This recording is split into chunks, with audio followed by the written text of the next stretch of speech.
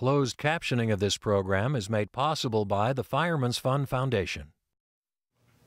While this presidential race for us is over for me, and we will suspend our campaign effective today, we are not done fighting. Rick Santorum departs the GOP presidential race. How might that affect the outcome of California's June primary? A scathing report slams police and the chancellor for the November pepper spraying of peaceful Occupy protesters at UC Davis. Star Wars director George Lucas stuns Marin residents by giving up plans for a new digital production studio. Plus, this is crazy. I can't believe this is your job. America Revealed host Kwon explains his journey from the Bay Area to Survivor to PBS. Coming up next.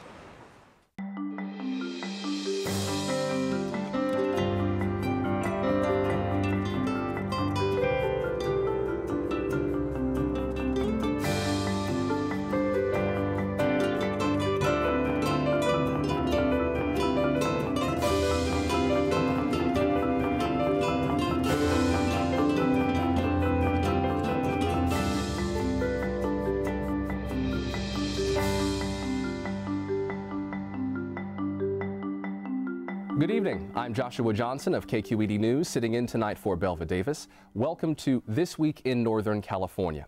Joining me tonight on our news panel are Julie Small, KPCC Capitol reporter, Tom Vakar, KTVU News consumer editor, and Josh Richmond, political reporter with the Bay Area News Group. Welcome, everyone. Thanks for being here. Josh, let's start with you. Rick Santorum, what impact had we expected him to have on California's primary, and what do we expect now? Well, we had hoped that he was going to keep it at least mildly interesting. You know, California has very late in the primary season, June 5th, and I think a lot of people had gone into this season thinking that it was all going to be said and done by the time things rolled around here. And then Rick Santorum surged and suddenly was winning states and picking up delegates, and we thought, oh my gosh, there's actually a race here, and in fact nobody's going to clinch this before June 5th. We will have something to say. And now Rick Santorum has dropped out. And Newt Gingrich and Ron Paul are lagging far behind in the delegate count.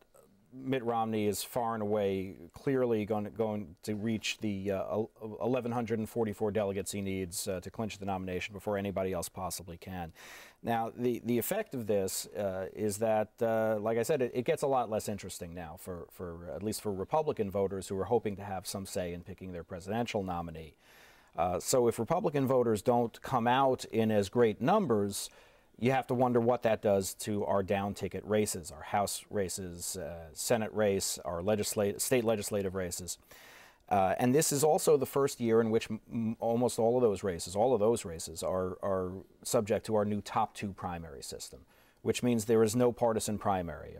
People will go to the polls, they will see all the candidates of all parties for a particular office, and they can choose any of them, no matter how they're registered to vote. And a lot of those House races are also up for grabs because of redistricting. A lot of those House races are much more competitive, actually, because of redistricting, not just up for grabs. We account for about a quarter of the nation's in-play House races, according to those in the know. And we have about a dozen House races here in California that are pretty heavily contested by both the Democratic and Republican parties this year. Let's play the hypothetical. If Rick Santorum had still been in the race at this point, talk about who poll watchers and analysts expected he might appeal to. I mean, he did a campaign event out in Fairfield at the headquarters of Jelly Belly Jelly Beans, and he drew a pretty decent crowd. What would we have expected Rick Santorum to do in California in June if he was still around? Right. Well, I mean, by going to Jelly Belly, he was clearly appealing to the Reagan legacy, you know, and said as much while he was there. But I think one of the people who co-hosted his event later that night in Alamo, a fundraiser he did, really put it best. She said that, I felt that for the first time in a long time, here's a presidential candidate the conservatives can get behind who loves God first and country second. He was appealing to a very conservative wing of the party that is very religiously oriented. And he made no bones about that, obviously. I think a lot of the people who had supported him are just not all that excited about Mitt Romney. Certainly the ones I talked to this week. They all say they will vote for Mitt Romney. They will support him. but what they basically said is that we will support him because he's not Barack Obama. But it turns out that, California has a lot of very, very deeply conservative Republicans. Does the exit of Santorum make them less likely to be active this fall, which is a harbinger of what might happen down ticket as well? Yeah, I think it's going to be harder to get those people out on the streets and to the phone banks and walking precincts in a lot of those House races and legislative races. What I don't think is that it's going to significantly depress turnout in the November general election, because ultimately, like I said, if there's anybody that people on the conservative side trust less than Mitt Romney, it's Barack Obama.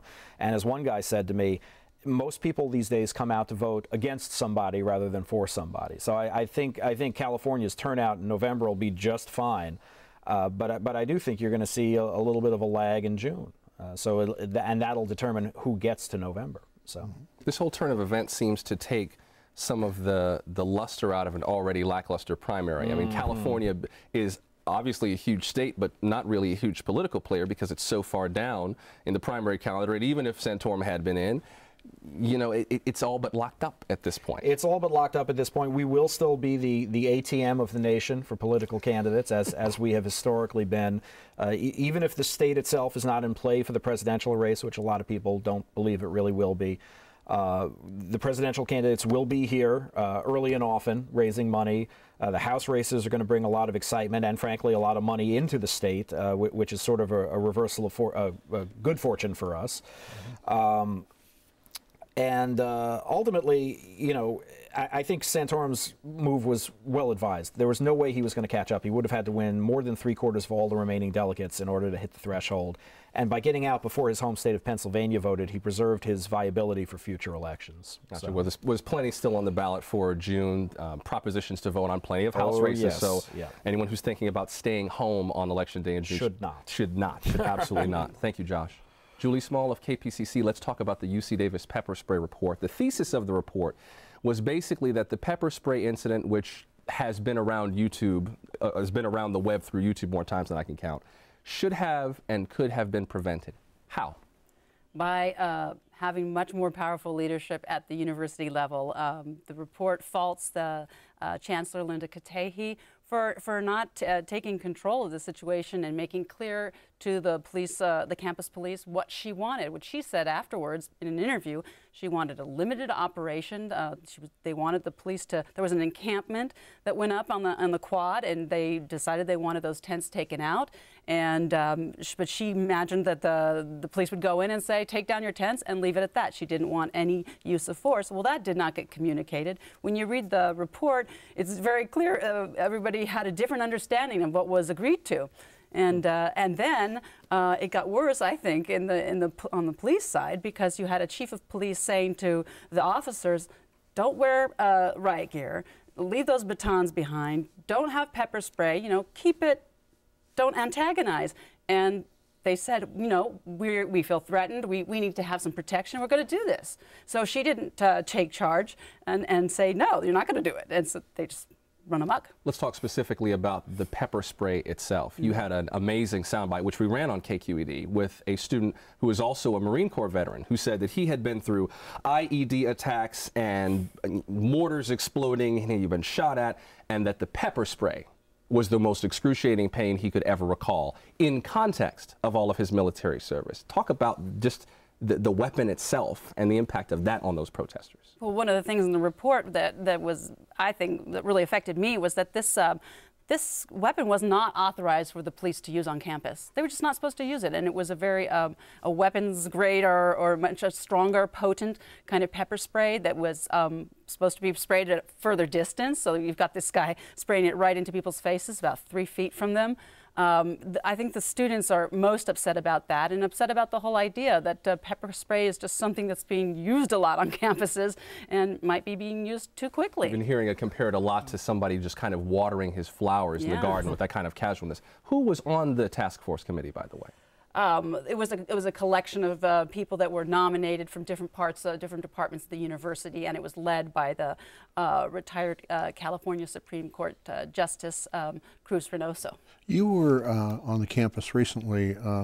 What was the mood there about all of this? Well, it was interesting because I went in early for the day of the release of the report, thinking that there would be groups of students eagerly waiting to read it, and they were not. People, because it got delayed, a month, people had sort of moved on a little bit or weren't paying a lot of attention. But when they had a forum to discuss it, where they took questions, more students showed up there. But the people who were still really following it are the people who were arrested.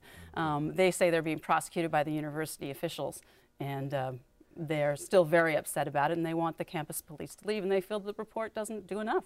Is there any indication that heads may roll as a result of this? This report was not about disciplinary action. It was about identifying what happened, what went wrong, and what could be improved. But one of the things that it does suggest, too, is that the UC system itself needs to have a system-wide policy, because the way it is now, each university has a lot of control over how they manage their police force, and they're saying maybe we need to step up and do more. It seems interesting to me, at least in the context of the history of the University of California, considering that UC campuses have dealt with student protests forever. I mean, from the massive protests of the 60s to the ones today, one would think that by now the system has thought this all the way through. What concrete steps are happening now to determine exactly what UC is going to do, or at least a matrix of guidelines, as it were, in situations like this? Well, at UC Davis, what they're talking about is, having a very set structure and how a decision gets made. Thinking ahead that actually there is going to be civil disobedience on their campuses, assuming it's going to happen. And how do you plan for that? And who makes the decisions? And what are the options? What do we consider to be violent action by a student? Or what happens if a student violates the rules that have been set out in that campus? What's the response? All that stuff was not determined in advance, and so it became very confused. The leadership was very diffused. I would think that one of the concerns on the part of the police would be if we put all our cards on the table, how we are going to react to this, how we're going to do this, what our policies are. Some smart group of students might say, well, here's how we get around all of that. Is there enough consideration being given to the fact that if you put too many cards on the table, you lose the game? Well, I'm sure that is their perspective, and I think one of the things that's come out of this is that this is a university campus, and the campus police actually work for the university. It's a little different, and they work to protect the safety of students. And so the students' point was, well, how were they doing that when they were pepper spraying people down the throat, and spraying so closely, and when they were kneeling like that, kneeling with arms linked in a peaceful protest. Any response from the university to the report? Not an official response, but what they're supposed to do is that the chancellor is supposed to come up with the solutions, and then she's supposed to present her ideas to the UC president, Mark Yudof, and then they'll go from there. I also understand there are two public meetings next week on Tuesday and Thursday at UC Davis where people can continue to opine on this. Julie Small, thank you. Thank you. Tom Vakar, the Empire strikes out. That's the way they described it in the Marin Independent Journal when George Lucas lost his bid to build a digital film production complex in the coincidentally named Lucas Valley area. What was the straw that broke the camel's back? This project has been held up for a long time. What ultimately killed it? Well, it was a straw because a long, long time ago, in a world far away known as Marin County, George Lucas 16 years ago decided he wanted to expand the Skywalker property and in fact set up a new thing on the Grady Ranch, which is between Skywalker and where a lot of the people who don't want this to have legs happen. He started making applications, and in 1996 a plan was adopted and many times modified through a lot of negotiations, a lot of downsizing, a lot of this and a lot of that.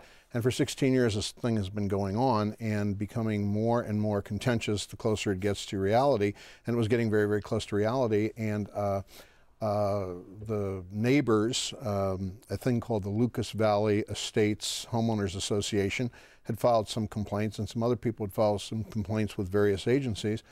And George Lucas, thinking that he'd like to live to actually see this thing happen, said, we're just not going to do it here.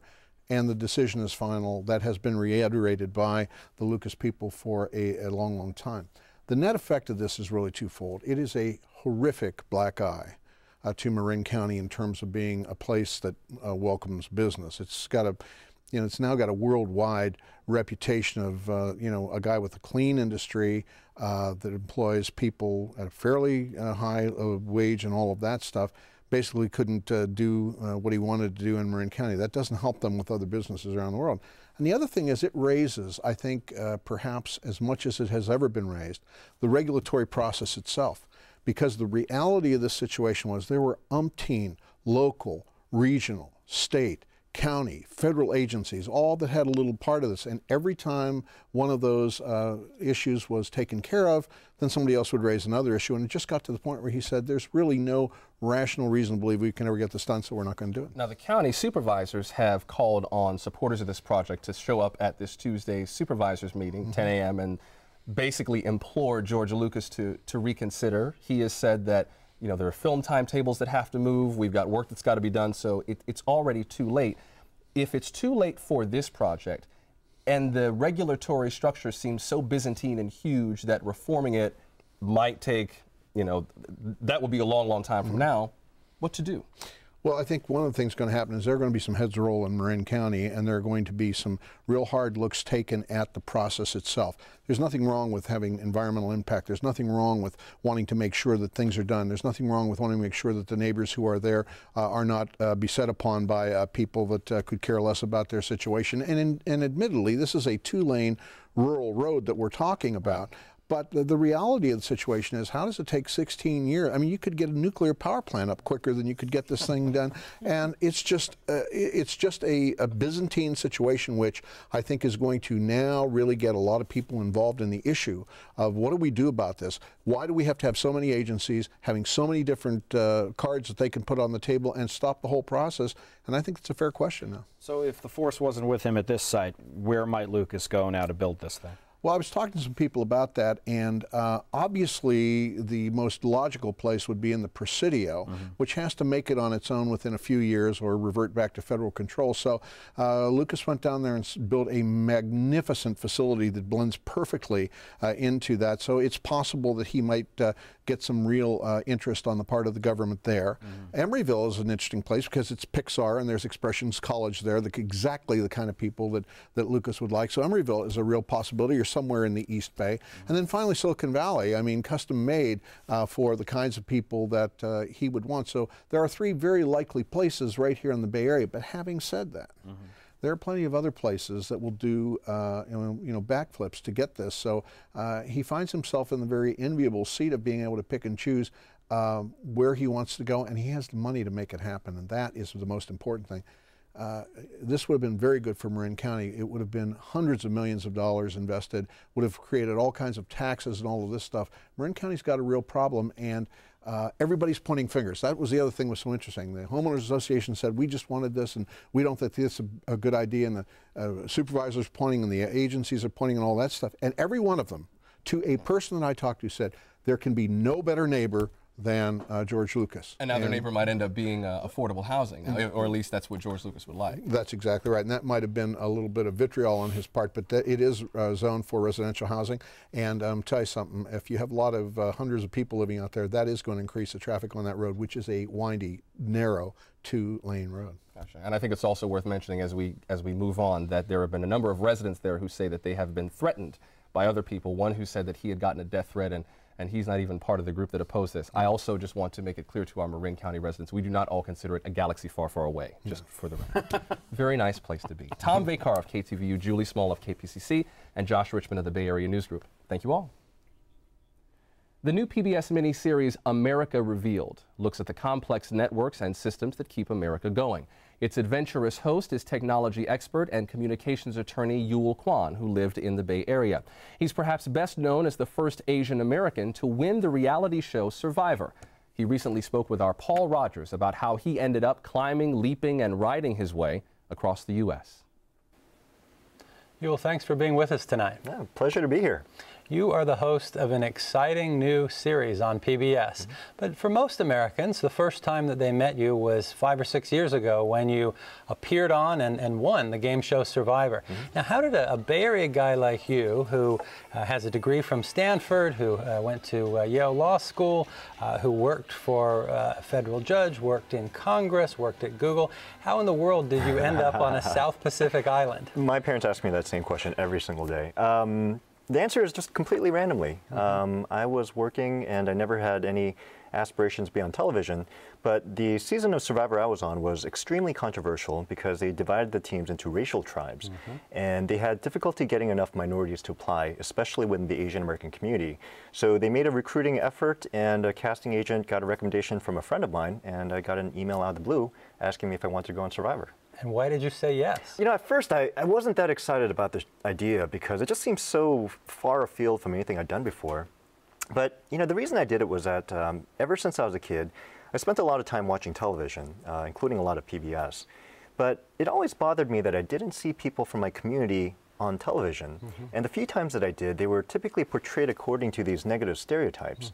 And so when I got the invitation to be on Survivor, you know, I really thought to myself that this might be an opportunity to try to change some of these stereotypes and to become the kind of role model that I didn't have when I was growing up. And in the time since, do you think it's gotten any better? I mean, certainly we see Jeremy Lin getting a lot of ink, a lot of attention in the sporting world. What's your sense overall in television? Are things any better? I think it is getting better. I mean, it's been kind of slow and steady. I think after my season of Survivor, in the 5 years since, we're starting to see more people of color, especially from the Asian American community, getting lead roles, or certainly roles where they're not speaking with an accent. Jeremy Lin's awesome. You know, I was so happy to see that guy just kind of shake it up. I met him last year when he was with the Golden State Warriors, and we kind of gave a speech together, and just a really bright, smart, humble kid who is kind of shaking things up. Now, let's talk about your new show.